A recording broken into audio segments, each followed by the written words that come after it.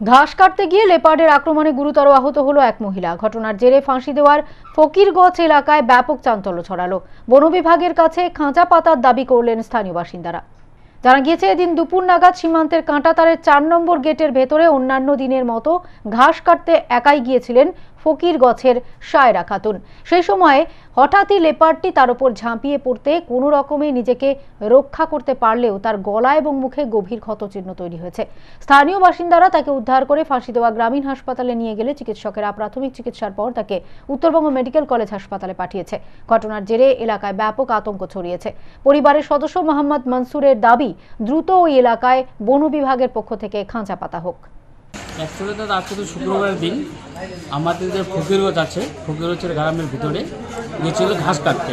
আর আজকে শুক্রবারের কারণে কিছু লোকজন আজকে কম যায়, নামাজ পড়তে যায়। ও একা ছিল, লোকজন কম ছিল।